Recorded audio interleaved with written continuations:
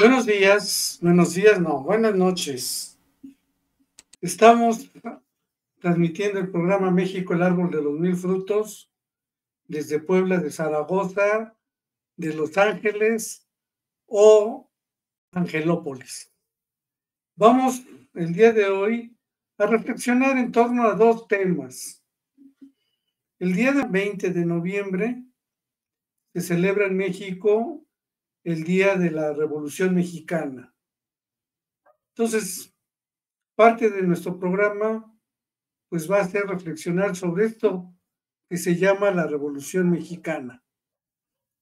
Y para el jueves, de acuerdo a la UNESCO, el tercer jueves de cada año de noviembre, tercer jueves de noviembre,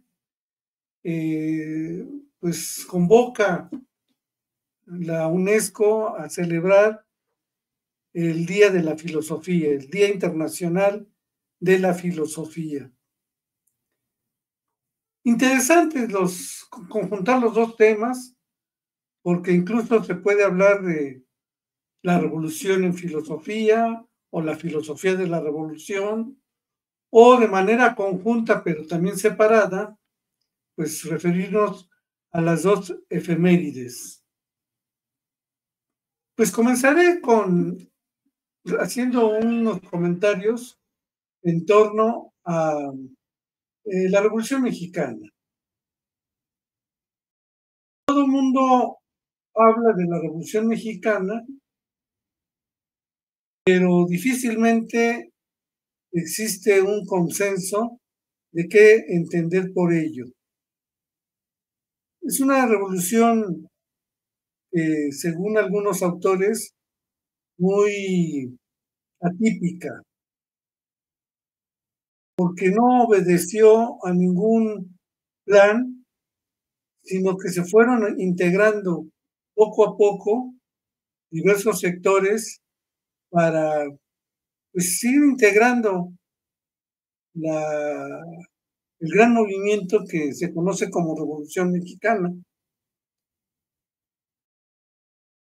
La Revolución Mexicana, en términos culturales, generó un movimiento que se conoce como la novela de la Revolución Mexicana, que fue inaugurada, este movimiento que fue inaugurado en 1916, con la publicación en Texas de Los de Abajo, de Mariano Azuela. Pero después de publicada parece haberse perdido o pasó a ser olvidada, entre comillas, y fue hasta una década después que empezó a estudiarse y a generar este movimiento que conocemos como el movimiento de la Revolución Mexicana. Me gustaría tomar un párrafo por lo que es relevante de cómo Mariano Azuela vio la Revolución Mexicana y que además fue tomado como objeto de reflexión por filósofos como Leopoldo Sea. Leopoldo Sea señala que frente a otras revoluciones, como por ejemplo la francesa o la rusa, que fueron antecedidas por ideas, ideales y filosofías, que facilitó señalar sus desviaciones, traiciones, crisis o interrupciones. En el caso mexicano, dice Leopoldo Sea, la filosofía no antecedió a la revolución. El pensamiento solo posteriormente ha tratado de comprenderla. Los que fueran testigos y actores de la revolución nos hablan ya de una revolución invertebrada, múltiple, diversa, encontrada entre sí, tan múltiple y diversa como lo fueron los hombres que la hicieron. Y destacan algunos de estos hombres porque formaron pues parte de grupos de revolucionarios con sus demandas propias. En el norte es muy famoso Francisco Villa y en el sur Emiliano Zapata. Un aspecto de suma importancia que quiero resaltar y que tiene que ver con un fenómeno que viene desde el siglo XIX. Estos movimientos eran agregados de personas que se iban sumando, pues como pudieran. Y incluso este personaje colectivo tiene un nombre específico, se le conoce como la bola, bola. Y así se le nombra a este grupo de hombres que se fueron agregando, incluso tal y como también ocurrió en la Revolución de la Independencia, acaudillada por Miguel Hidalgo y Costilla. Así que la bola fue el actor principal de la Revolución Mexicana. Y quiero esto resaltarlo porque es un colectivo que dejará huella, que va a dejar huella en la cultura mexicana. Y empezó de esta manera a concebirse a este conglomerado de mexicanos, podemos llamarlos ya de esa manera, ¿sí?, como los actores principales de los cambios sociales. Pues esta bola, hoy día, puede ser identificada como pues, el movimiento de regeneración nacional, con Morena. Pero a diferencia de la bola del siglo XIX y del siglo XX, esta bola del siglo XXI, encabezado por Andrés Manuel López Obrador, ya cuenta con un conjunto de ideas, ideales y reflexiones filosóficas que en este momento sirven como criterio para señalar posibles desviaciones, traiciones al movimiento, crisis o interrupciones. En la bola el mexicano se lanzó a ella sin una meta concreta, dicen algunos autores, sino por el solo hecho de superar su propia condición, su propia situación concreta, esa necesidad individual que cada mexicano tenía y que en vista desde un punto de vista de mayor alcance, pues podemos decir que la bola de la Revolución Mexicana perseguía lo que el conjunto de necesidades tenían los mexicanos por satisfacer. Con esto crearon nuevos intereses y se intentó resolverlos durante un largo periodo que se conoció con el nombre del gobierno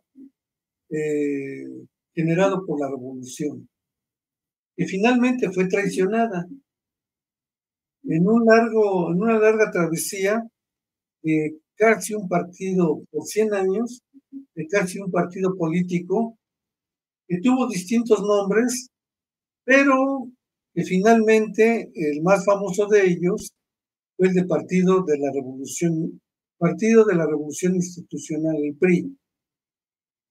Pues esto, que fue un movimiento armado, dio como consecuencia lo que ya mencioné, un movimiento cultural que se conoce con el nombre de la Revolución Mexicana. Fueron varios autores, varias novelas las que se escribieron y por supuesto una nueva élite intelectual que empezó a ocupar también de ella. Por ejemplo, Martín Luis Guzmán, Carlos Fuentes, Elena Poniatowska y el mencionado Leopoldo Sea.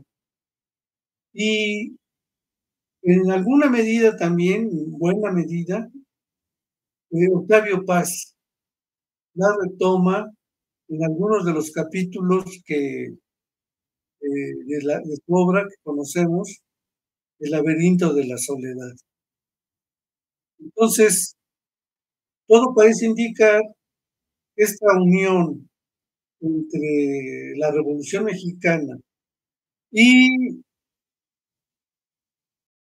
la novela y la filosofía empezaron a unirse para hacer de todo este movimiento que llevó más de un siglo, pues que apareciera el movimiento de regeneración nacional bajo liderazgo de Andrés Manuel López Obrador. De esto hablaremos un poco más adelante. Roberto. Pues ahorita, como lo mencionas, pareciera que todo comenzó desde un desorden, pero también hay, bueno, no sé, cuando hay una historia donde los protagonistas son de alguna manera propuestos, y lo vemos en murales, ¿no? Lo vemos también en parte de la historia de México. Son catalogados como héroes, y lo dudo en decir un poco, pero digamos que es la manera en la que yo recuerdo que en educación básica, sobre todo, nos hacían verlos así, como fue lo de la independencia de México, como fue también la ley de reforma. Pues algo muy similar también eh, se, se le daba, ¿no? Esta connotación a todos los que de alguna u otra manera fueron factores importantes en lo que fue la Revolución Mexicana. Pero también hay que ver cuáles eran, digamos, los enemigos comunes, ¿no? En ese momento, en el que muy probablemente, si vemos, quizás sea en mayor o menor medida la justificación que podría de alguna u otra manera pues darse, ¿no?, a la tarea de justificar cómo es que ese desorden, ¿no? O diríamos por ahí este eh, este movimiento a partir de una entropía prácticamente, si es que no me equivoco en el concepto, cómo es que este va tomando un orden a tal grado que llega a algo común, cosa que quizás, sobre todo aquellos que ven la colectividad como no algo muy constructivo, aquellos que ven que tiene que comenzar a partir, si no de una sola persona, sí de ideas consensuadas, de ideas de las cuales las mayorías tengan que basarse para poder movilizarse, como lo hemos visto y pusiste como ejemplo, ¿no? Eh, Otras revoluciones en el mundo. Quizás esta fue un poco distinta y lo vimos ahora, ¿no? Más o menos, eh, podríamos hacer un poco de historia a partir de lo más reciente, quizás del 2015, 2016, si no es que un poco antes, cómo es que movimientos de algunos, sobre todo, por ejemplo, de estudiantes, otros de trabajadores, otros de eh, incluso a nivel político, ¿no? En este caso con el movimiento de regeneración nacional.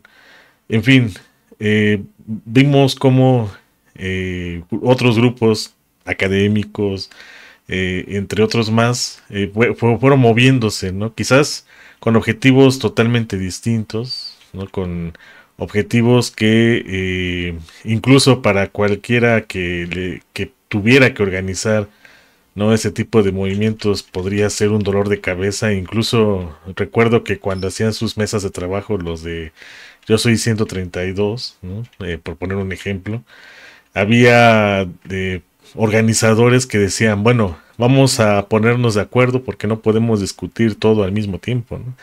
No podemos, mejor dicho, tenemos que hacer un plan de trabajo, tenemos que crear un documento en el que de todo lo que estamos discutiendo, de todo lo que estamos proponiendo, pues se convierta como en una especie de columna vertebral, ¿no? Entonces, eh, algo similar pienso que llegó a suceder, sin embargo, para lo que ya fue 2017, mismo 2018, ¿no? Con algunos eventos, sobre todo de manera voluntaria, aunque algunos justifican que fue de manera involuntaria por el entonces presidente Enrique Peña Nieto, pues nos damos cuenta, ¿no? De cómo es que para el 2018 ya se había de alguna manera organizado todo ese desorden a tal grado que quizás para los intelectuales en ese momento decían, no, es que esto fue consecuencia a un enojo o a un disgusto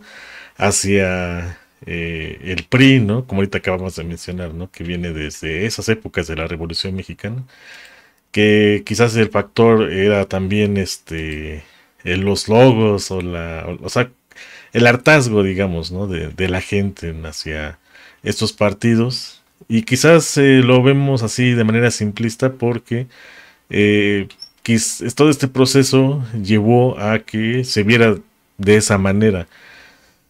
Al igual que quizás un poco pasó con Porfirio Díaz, quizás pasó con otros mandatarios o dirigentes o representantes en su momento, ¿no?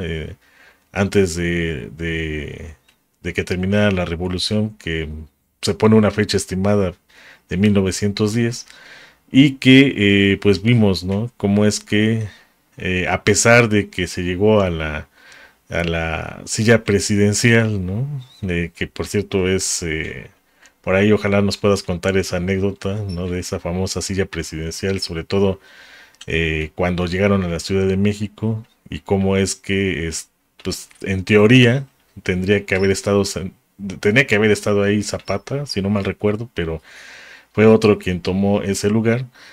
Pues vemos, ¿no? Cómo es que este gran colectivo, que fue algo muy parecido a lo que sucedió en el 2018, pues llegó para ejercer un cambio. Sin embargo, algo que sí puedo, haciendo todavía este ejercicio de comparación entre lo que fue la Revolución Mexicana y esta última revolución que no fue, digamos, tan violenta como lo vemos en los libros de historia y que incluso López Obrador mencionó que tenía que ser sí una revolución, pero no de muerte, sino de conciencia. Bueno, pues muchos teníamos miedo que sucediera algo parecido a Madero, ¿no? Que al comenzar a organizarse, porque había ciertas similitudes, ¿no? Comenzó a tener dentro de su cuadro, llamémoslo así, ¿no? Ahorita que estamos en estos momentos en medio de un partido de fútbol, pues convocando, ¿no? A personas que ya estaban en el gobierno, quizás pensando que podrían en un momento dado tener esa conciencia para que aunque fueran conservadores lo apoyasen, pues vimos todo lo contrario, ¿no? No sé si llamarle traición, pero al no tener, digamos, ese apoyo que se esperaba, ¿no? Pues, terminaron quitándolo del poder y de la manera más violenta posible, como para dejar un mensaje, como lo fue quizás en la independencia, ¿no? Entonces, para terminar mi comentario, algo que sí he visto que caracteriza mucho del mexicano es esta parte de la colectividad, que aunque pareciera ser todo un desorden, dentro de ese desorden hay un orden que termina siendo explicado por aquellos que, como bien mencionabas, ¿no? Ven esta parte ya de manera histórica y comienzan a darle ya un cauce más filosófico, un cauce más, inclusive podría atreverme a decir que en estas fechas podríamos hablar inclusive de descripciones científicas, ¿no? Tomando en cuenta las ciencias de humanidades, pero que quizás en el momento podría haber sido algo que probablemente sería criticado, ¿no? O hubiera sido muy criticado a tal grado de que no iba a tener éxito ese movimiento. Y yo creo que todavía es la fecha, ¿no? Por eso es que se piensa, o yo he escuchado de algunos que opinan que la Revolución Mexicana fue un invento, que fue una creación prácticamente, ¿no? Que casi casi no existió, pero pues quienes lo han vivido, lo vivieron y contaron esas anécdotas, sobre todo los bisabuelos y los abuelos, ¿no? Que vivieron en ese entonces, pues más o menos uno podría decir si es que sí o no existió y si es que tuvo los resultados que se buscaban. Quizás desde puntos muy distintos, como ahorita mencionabas, ¿no? Alguien estaba en el norte, alguien estaba en el sur, cada quien iba por objetivos distintos, pero al fin y al cabo pareciese que ya en resumidas cuentas iban por un mismo objetivo, pero eso estudiándolo, ¿no? Ya después de haber sucedido los hechos. Con ello termino mi comentario, Tony. Has mencionado algunas cosas muy importantes. Yo hice referencia a la novela de la Revolución y omití algo que tú de manera afortunada mencionaste, que es todo este movimiento que conocemos como el muralismo mexicano. ¿Quién no ha visto esos grandes frescos con acciones, representando acciones revolucionarias, personajes revolucionarios? Y si la Revolución Mexicana, eso que pasó a principios del siglo XX,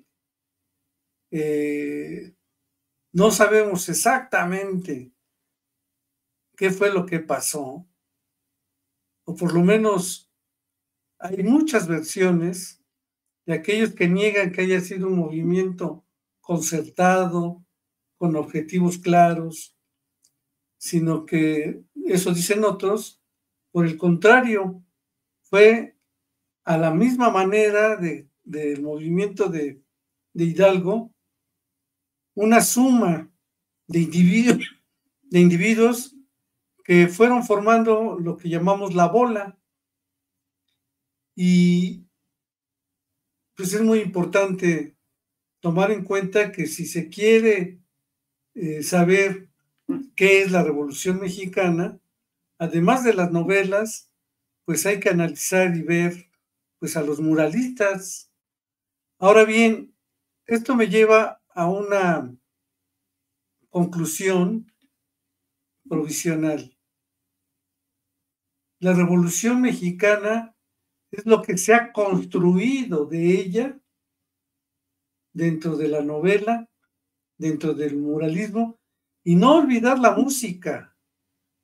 Tenemos una rica colección de corridos revolucionarios.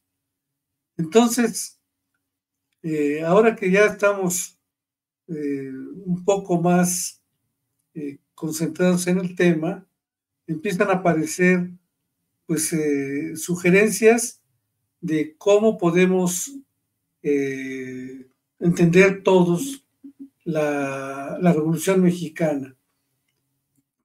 Ya que mencioné la novela de la Revolución Mexicana, para nuestros amigos que nos están escuchando, pues ya dijimos que comenzó en 1916 con la novela de Mariano Azuela, Los de Abajo. En 28 y en 29, Martín Luis Guzmán publica dos novelas, El Águila y la Serpiente y La Sombra del Caudillo. Por cierto, algunas de las novelas de la Revolución Mexicana también fueron hechas cine, hay películas. En 1931, Nelly Campobello publicó su novela Cartucho, Relatos de la lucha en el norte de México. Rafael F. Muñoz, en 1931, una novela que también fue película y famosa película clásica del cine mexicano, Vámonos con Pancho Villa. José Rubén Romero, ese que escribió Pito Pérez, pues también escribió una novela sobre la Revolución Mexicana llamada Memorias de un lugareño en 1940. Jorge Ibargüengoitia, escritor que murió trágicamente en un accidente aéreo, escribió la novela Los Relámpagos de Agosto y la publicó en 1964. Y Por debajo del agua de Fernando Zamora en 2004. Si vemos las fechas, pues las más cercanas al movimiento revolucionario son las novelas de Mariano Azuela, Martín Luis Guzmán y la de Nelly Campobello, incluso la de Rafael Muñoz, Vámonos con Pancho Villa. Ya un poco más alejado, todas las demás novelas, y no tengo en este momento las fechas de cómo fueron pintando los murales, esos famosos murales, pues, pintados por los muralistas mexicanos. Pero creo que reforzaría mi hipótesis que lo que sabemos de la Revolución Mexicana fue construido pues por los escritores, los pintores y los músicos que pues dieron versiones pues, románticas muchas veces de lo que es la Revolución Mexicana. Algo muy importante que no quiero dejar de mencionar y que ahora recuerdo es que una vez asistí a un congreso internacional sobre la Revolución Mexicana. Y entre ellos había un historiador español, no recuerdo su nombre, que fue presentado como el especialista de la Revolución Mexicana, y él confesó que tenía en ese momento, pues estudiando la Revolución Mexicana durante 20 años, la había estudiado, y dijo algo muy interesante, dice, cuando comencé a estudiar la Revolución Mexicana, sabía algo de lo que era la Revolución Mexicana. Ahora que ya llevo más de 20 años, debo confesar que ahora no sé nada de lo que fue la Revolución Mexicana.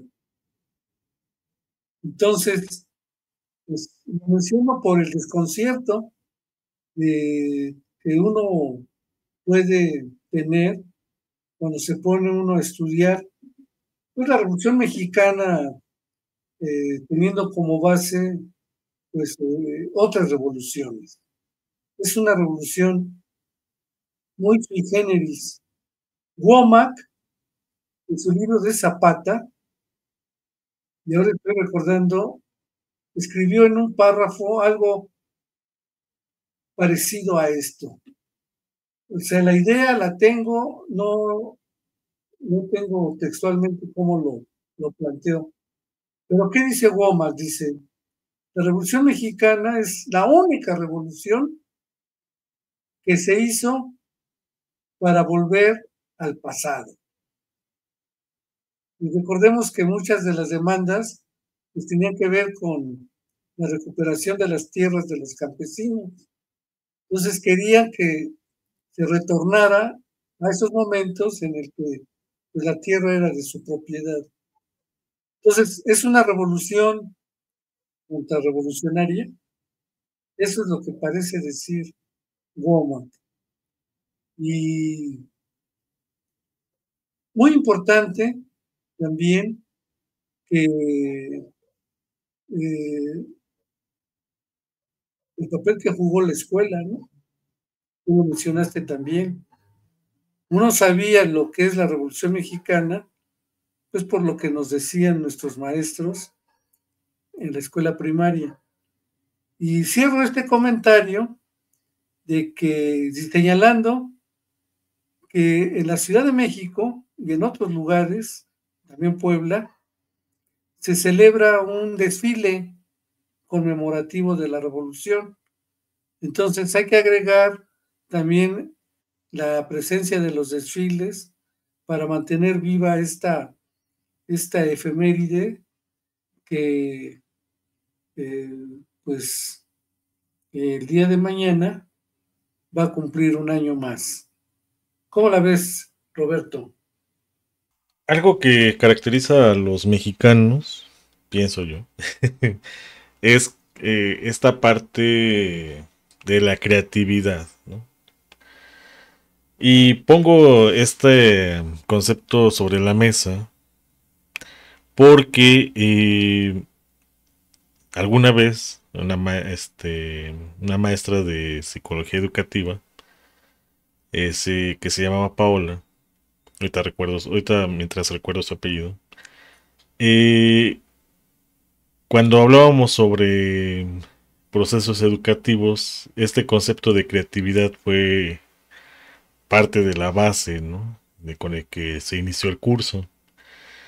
Y nunca se me va a olvidar que creatividad para esta parte de la psicología educativa era la capacidad de resolución de problemas.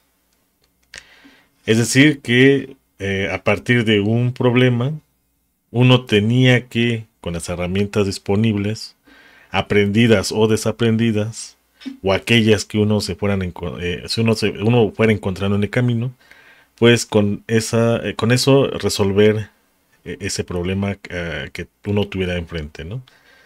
En este caso, dificultades del aprendizaje, ¿no?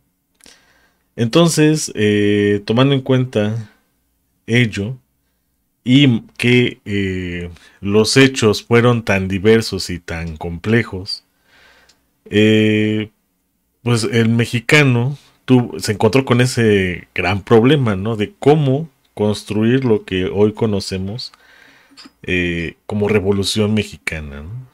Ahorita mencionabas a este investigador español.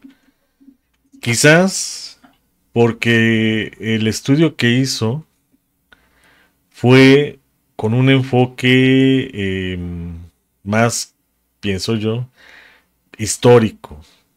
O eso es lo que puedo interpretar de lo que ahorita nos acabas de compartir. Entonces, si se va por esta parte histórica, pienso que ahí fue como una de las primeras dificultades, porque como lo mencionaste al principio, ¿no? de este podcast, la Revolución Mexicana comenzó por varios flancos y aparentemente no tenía que ver una cosa con la otra, ¿no? O sí, pero que al fin y al cabo se tuvo que reunir todas las piezas para saber que esto era esencial, ¿no? O era importante verlo como un todo para ponerle el nombre que hoy conocemos, ¿no? Como revolución y revolución mexicana, y en tiempos donde en otras partes del mundo también había o tenían ya sus propias revoluciones, ¿no? Incluso, por eso es que a veces menciono que mucho de lo que sucede en la humanidad pareciese, no es que sea así, sino pareciese que fuera cíclico, porque si digo, haciendo otra vez comparaciones un poquito, ¿no? Con lo que sucedió en ese entonces y lo que sucedió antes y durante el 2018. Eh, Hubo varios movimientos antes de la pandemia, también en el mundo. Pasó cosas en Medio Oriente, ¿no? Sobre todo con los egipcios. Pasaron muchas cosas también en Europa. Pasaron cosas también importantes en Sudamérica, principalmente en Chile. Estaban pasando cosas aquí en México. En África también había movimientos interesantes y nos cayó la pandemia, ¿no? Entonces eso vino a frenar todo lo que socialmente se estaba comenzando a mover, comenzando a de alguna manera a reformar, pero insisto, ¿no? Llegó la pandemia y todo eso se tuvo que frenar de golpe. Pienso que algo muy parecido, pero a nivel local, y digo local en el sentido de territorio mexicano, sucedió con la Revolución Mexicana, en el que muchas cosas comenzaron a darse aparentemente de manera aislada, pero todo comenzó a tener un sentido cuando ya se vio, quizás un poco después, ¿no? Pero ¿cómo es que el mexicano tuvo que resolver esto? Poniéndole primero nombre, ¿no? Revolución Mexicana.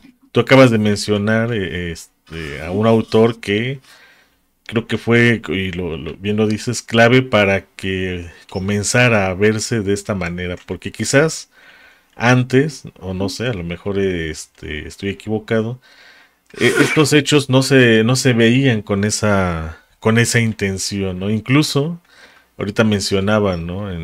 A Madero, que a pesar de que López Obrador lo ha mencionado como parte esencial, ¿no? De este movimiento, de la Revolución Mexicana del siglo pasado, pues si lo vemos ahora sí que de manera muy fría, pues fue muy ingenuo, ¿no? En la manera en la que podía haberse concretado mucho, ¿no? De toda esta lucha durante muchos años, ¿no? Porque si fueron varios. Quizás a nivel histórico sea muy poco, pero en realidad esto creo que comenzó desde antes, ¿no? De por lo menos de Porfirio Díaz, que fue desde 1800, y por eso es que terminó a principios del siglo pasado. O, mejor dicho, porque todavía hay algunos que dicen que nunca terminó, ¿no? Se sigue luchando, se sigue buscando esos derechos por los cuales pelearon Villa, Zapata, ¿no? Principalmente aquí en el sureste todavía Zapata sigue como teniendo muy viva muchas frases, ¿no? Eh, que tiene que ver con la cuestión de la tierra, con la cuestión de esta parte colectiva, ¿no? Por la cual comenzó muchas luchas en ese entonces, principalmente las de acá, y que hasta apenas con López Obrador, pues de alguna u otra manera como que se le dio importancia, ¿no? A tal grado que el sureste mexicano, que fue olvidado por décadas, o quizás un poco más, pues vimos, ¿no? Cómo es que hasta ahora comienza y va teniendo cada vez más importancia, ya no por nombre, sino a nivel quizás económico, se pueda ver esto ya muy pronto, ¿no? En unos años, o por lo menos no creo que pase de una década, ¿no? Entonces, eh, aún así, todavía sigue habiendo esta crítica, ¿no? De que toda esta lucha que hubo y que se supone culminó, ¿no? Con la llegada a la presidencia de Madero, y que pues de alguna manera se perdió todo ahí, y hay esta crítica hacia él, aunque López Obrador diga a veces un poco lo contrario, porque él diría tengo otros datos, cómo es que el mexicano de ese entonces y el de ahora pues se enfrenta a este problema de seguir manteniendo vivo o viva esta historia para que incluso ahora más, porque es parte, ¿no?, de este esquema que propuso AMLO de la 4T, ¿no?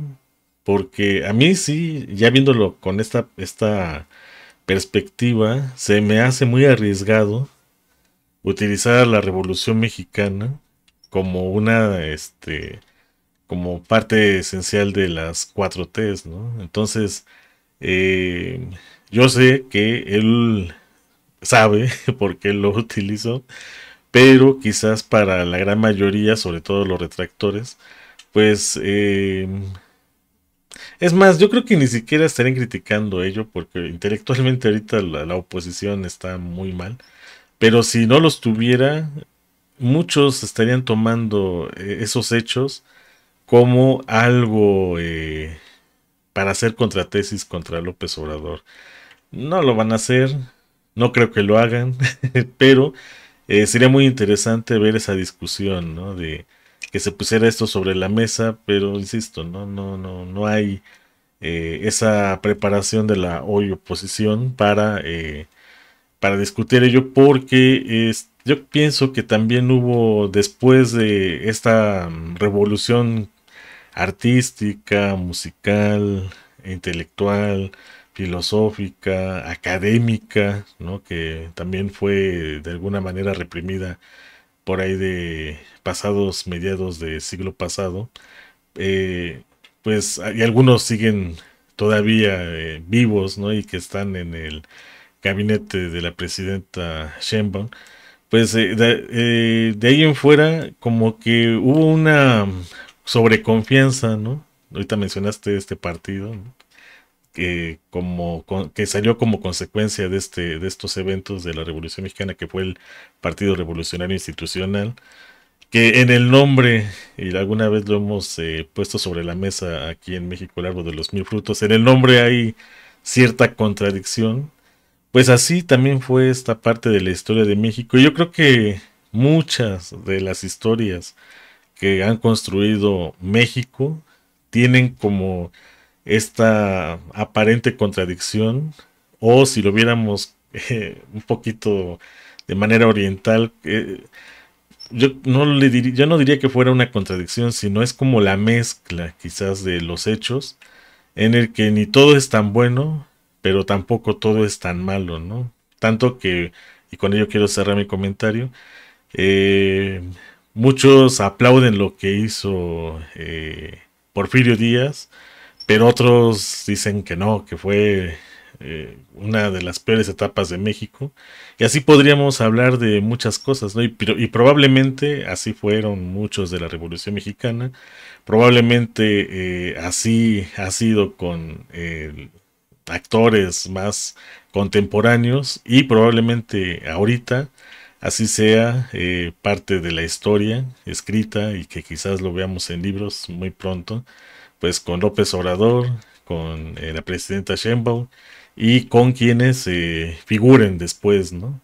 No todo va a ser como normalmente estamos acostumbrados con la parte occidental, ¿no? De que o todo es muy bueno, o sea, casi todo es perfecto, tiene todas las virtudes, etc, etc, etc. Aquí en México pasa lo contrario, ¿no? Como que quienes están o son parte de esa historia, eh, parte son buenos, parte no lo son, parte tienen virtudes, parte no lo tienen. Son humanos, ¿no? Y yo creo que eso es lo que marca la diferencia y lo que llama la atención de mucho de lo que se construye en México, que son construcciones humanas, porque pues así nos describen en el mundo, ¿no? Que somos una sociedad eh, tan humana que incluso por eso pienso que, y jugando con palabras, ¿no?, quizás no tenga que ver con ello, pero por eso es que propuso López Obrador lo del humanismo mexicano, porque hay material de donde cortar para comenzar a construirlo, así como fue la revolución, esto que es este concepto que para muchos quizás no tenga mucho sentido hoy, pero quizás lo tenga mañana, ¿no? ¿O qué piensas, Tony? Fíjate que hiciste mención sobre un encuentro que tuvieron tanto Villa como Zapata en Palacio Nacional. Ahí en nuestro chat de las charlas, ya te mandé la foto donde está precisamente Pancho Villa sentado en la silla presidencial y a un lado, en otra silla, está sentado Zapata. Cuando propusieron que cambiaran de lugar, Zapata dijo no, algo así como esta silla está maldita. Y no sé si ya viste la fotografía. No, sí, ya la vi y a eso es lo que hacía referencia hace un rato, ¿no? Bueno, por lo que a mí me platicaron alguna vez, aficionado a la historia de México que estudió en la Volkswagen, que alguna vez ya también conté su anécdota aquí, mencionaba que Zapata llegó primero que Villa, sin embargo fue Villa quien se sentó en la silla presidencial, pero yo no sabía que se había propuesto este cambio de asiento y que dijo Zapata que no, que estaba maldita, eso sí no lo sabía. Bueno, no exactamente que estaba maldita, pero un comentario así que, ¿qué tiene esta silla? Que muchos pelean por ella, ¿no? Pero si fuera cierto, tendría mucho de razón, ¿no? Sí, bueno. ¿No? Porque imagínate, es como quitarle la corona a un rey, ¿no? O sea, así yo pienso que era o se pensaba para algunos, ese lugar, ¿no? Pero Zapata dijo, no, yo no quiero ser parte de ese club de Toby, estoy luchando por otras cosas diferentes, ¿no? Por estar allí, quizás, ¿no? No sé. Fíjate que ahora que estamos platicando, durante pues, el fin del porfiriato, todavía existían las castas en México. O sea que hablar de un movimiento de mexicanos, pues teníamos que ponerle muchos asegúnes, porque pues no, existía todavía incluso el gentilicio. Muy interesante, ahora con este recordatorio de la efeméride, me están surgiendo muchos problemas que antes no había podido visualizar. Y bueno, pasaremos a un último comentario, a hablar sobre lo que el jueves también se va a celebrar a nivel mundial, que es el Día de la Filosofía. Yo voy a ser muy breve, porque a contracorriente de lo que se va a celebrar, yo digo que habría que celebrar no a la filosofía, sino al acto de filosofar, a la acción de filosofar. Y esto es muy fácil notarlo si comparamos la función gramatical que tiene un sustantivo, algo que está ahí inerte, estático, a un verbo. Entonces, filosofía sustantivo creo que no representa fielmente lo que ha pasado a lo largo de la historia. Desde hace miles de años, porque la filosofía pues viene de Oriente hasta nuestros días. Y lo que sí podría decir es que en esta acción que algunos hombres han desarrollado, ha sido con el firme propósito pues, de comprender la realidad para transformarla. Y en ese sentido, filosofar tiene un hálito de revolucionario, ¿no? Lo que también podríamos aquí, y menciono, en otra ocasión yo creo que tenemos que profundizar, es que pues se ha propuesto el desuso de la palabra revolución a cambio de la palabra transformación. Aquí ya hemos hecho programas al respecto. Y el énfasis más importante desde mi punto de vista tiene que ver con el nombre de lo que se va a conmemorar el jueves, la filosofía, que es el amor a la sabiduría. La categoría de amor y lo que se nos presenta con este cambio en el lenguaje de transformación en lugar de revolución. La revolución como que alude a un proceso violento, mientras que transformación no. Y además, va un énfasis muy explícito de no tolerar la violencia. Claro que para extirparla se tendrán que hacer muchas cosas, pero por lo menos en la intención existe este cambio de sociedad, la nueva república, ¿sí? Tiene que ser una república amorosa, diferente a la república vigente, que como ya vimos, pues tiene entre sus orígenes la violencia como un aspecto importante. Pues desde aquí un fuerte abrazo a todos mis compañeros, compañeras, a todos mis amigos, que no porque no hayan estudiado filosofía no son filósofos. Filosofar va más allá de los estudios de licenciatura, e incluso yo diría que a veces estos estudios de la licenciatura opacan las posibilidades de filosofar. Pues desde aquí un saludo a todos mis compinches, ¿sí? Que pues, decidimos en el proyecto de vida pues, dedicar una buena parte de ella a filosofar. Roberto. Pues la filosofía es, yo creo que eh, uno esencial para que sea la ciencia como la conocemos hoy. Y si nos vamos en una cuestión más particular, sin la filosofía, yo creo que la psicología como la conocemos ahora no estaría construida, ¿no? Si vemos la historia de la psicología, su parte medular es la filosofía y tiene que ver con esta cuestión, ¿no? De filosofar sobre algo que quizás hoy sería muy difícil de llevar, ¿no?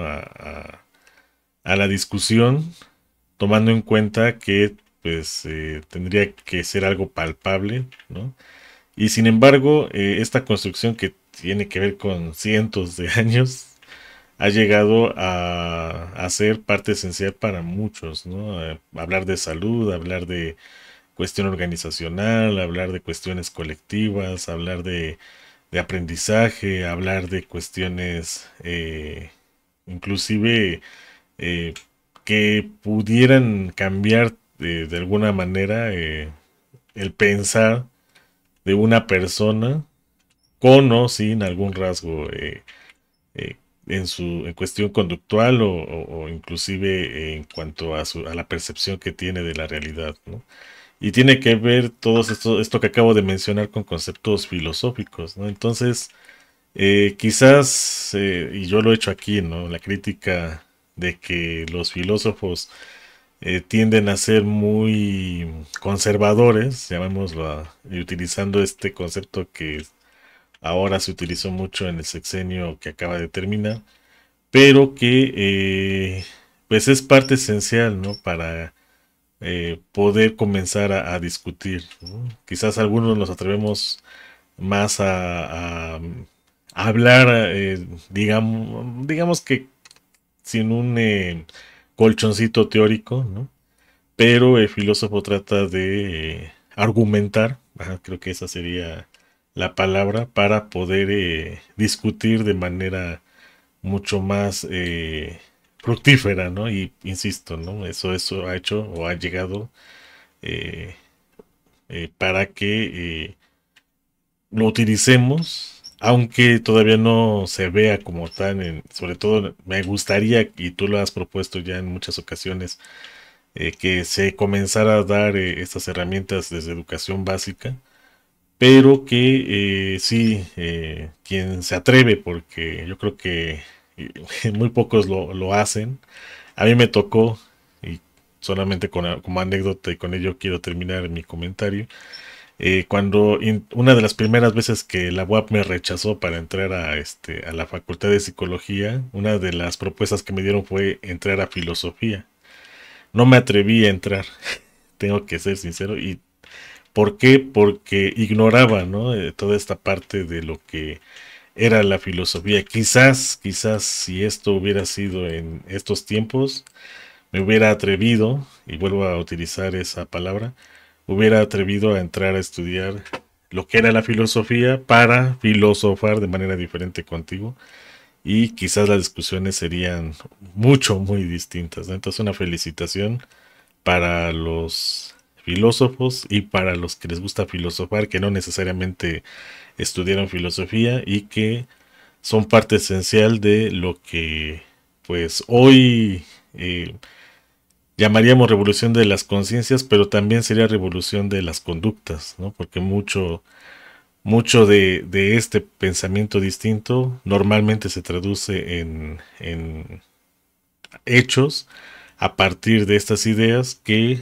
normalmente vienen de personas que les gusta filosofar, ¿no? Y que a veces no se dan cuenta que lo hacen, que es algo interesante, y que a veces el mexicano tiende a hacer eso aunque no se dé cuenta, pero porque tiene que ver mucho con la parte histórica de la cual pues ahorita qué bueno que se pudo entrelazar, ¿no? Como parte de, en este caso específicamente la Revolución Mexicana, pero podríamos hablar de otros hechos que harían que dijéramos el filósofo eh, o aquel ¿cómo se le diría? ¿Cómo sería? Aquel que le gusta filosofar, eh, construya o siga construyendo este concepto de México, que por cierto está muy joven y que hoy vemos, ¿no? Podría llegar a otros lares, ¿no? Hoy lo vimos, ¿no? Con la presidenta Sheinbaum, cómo es que rompió paradigmas, ¿no? Ahorita con el G20, y creo que tiene que ver mucho con eso, ¿no? Con la manera en cómo se fue construyendo a partir, ¿no? Eh, de ese estudio de la realidad, claro, desde su trinchera, ¿no? Y yo creo que muchos desde la propia intentamos hacerla, pero felicidades a todos que sí se dedicaron, que sí se atrevieron a conocer la filosofía y que hoy la llevan a cabo todos los días, o intentan hacerlo a pesar de las dificultades que conllevan. Con ello termino mi comentario, Tony. Yo voy a terminar recordando un argumento aristotélico, muy simpático. Dice más o menos de la siguiente manera: o se filosofa o no se filosofa. Si se filosofa, entonces se filosofa. Si no se filosofa, hay que justificar por qué no se hace. Se filosofe, se quiera filosofar o no se quiera filosofar, y es la conclusión, se termina filosofando. Entonces, en este esquema de razonamiento se ve muy claro cuando se representa de manera simbólica. Pues hasta aquí el programa por el día de hoy. Recuerde, México, el árbol de los mil frutos. Los esperamos para en la próxima oportunidad, el próximo martes. Hasta entonces. O sea, Nada o más que sea, somos A una se variable. filosofa, no A es la La A es negación de A. filosofar. Ajá. y no A, pues no se filosofa, pero nada más es una variable. Entonces, el argumento es A o no A. Si A, entonces A. Si no A, entonces A. Conclusión, A. ¿Sí? Es una proposición y, ay, ¿cómo se llama en matemáticas básicas? Es una disyunción. Sí, pero ves que hay un conjunto de demostraciones con A y B, y hasta ahí de A y B y C, ¿cómo se llama? Sí, sí, sí, son las variables. No, pero tienen un nombre, ahorita se me fue. Reglas. Ay, se me fue ahorita el nombre, pero hay un montón que ya están demostradas, pero que el chiste es argumentar Teoremas. para comprobar que la demostración fue correcta, ¿no? Sí, teoremas. Más o menos por ahí va. Sí. Ya cuando no hay forma de rebatirlos, o cómo se dice, De entonces sí, refutarlas. ya son teoremas. De Ajá, refutarlas. refutarlas, ajá, exacto. Ya terminó en bronca, tú. Pues sí, ya Vete a ver los últimos momentos. sale, ahorita voy a ver. Listo, Toño. Ahí nos vemos el jueves, a ver si se anima Gonzalo, grabamos, si no, hasta el martes. Órale, dale. Sale, cuídate, bye bye. Nos vemos pues. Hasta luego.